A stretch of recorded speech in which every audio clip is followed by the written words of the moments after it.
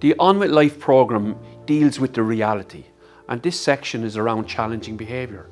And we're going to shine a light into an area that's not often spoken about. Challenging behaviours includes repetitive behaviours, destructive behaviours, over-aggression, outbursts, physically challenging behaviour, sexualised and inappropriate sexualised behaviour. These are features of acquired brain injury. These are, and quite often, too often they're not talked about. And we're going to talk about them today. And we're going to start with a very basic understanding that every behaviour serves a function. Every behaviour is a communication. So if you imagine your loved one and they're engaged in challenging behaviour, whether it's a physical behaviour or inappropriate sexual behaviour, if they were wearing a t-shirt and it said I am, it might say I am frustrated, I am angry, I am upset, I am. Every behaviour has a communication. That's the first thing to understand. What's the communication? And sometimes it's okay for us to say no, that this behaviour is not appropriate, but we can also put a feelings piece in that. It's okay, this behaviour is not appropriate. I understand that you're upset. I understand that you're frustrated. I understand that this is not where you want to be. I understand that. And so that's a good starting point, because that often can support the person to de-escalate. If you can identify the repeated pattern of the challenging behaviour, what it is, then we talk about some of the triggers that might set off a behaviour. And understanding, we look at it from A, B and C.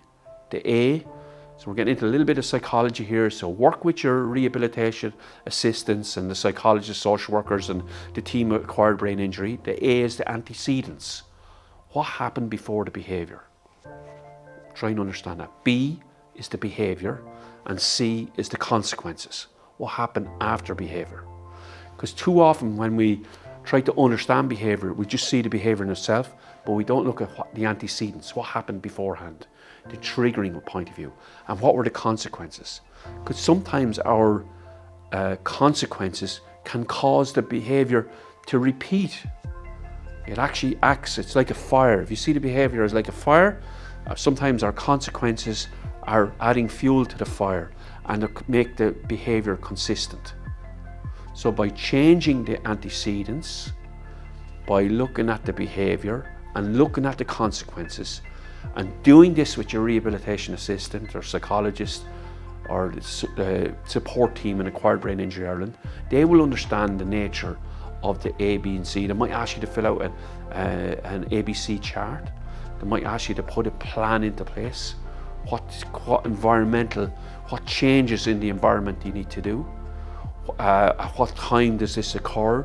Can you disrupt the flow of this behaviour by doing a different activity at this different time? Having a list of coping mechanisms that the person can use. So it's a little bit technical, but I want you to know there's a thing called a multi-element behavioural support plan. Sounds a big lot of words there, but fundamentally it's about what happens before, during and after, and having a suite of tools that you can use to support you to manage challenging behaviour. And that's the conversation you need to have, so that you have the tools, you have the strategies that you can use straight away to impact on the challenging behaviours that make life difficult for you.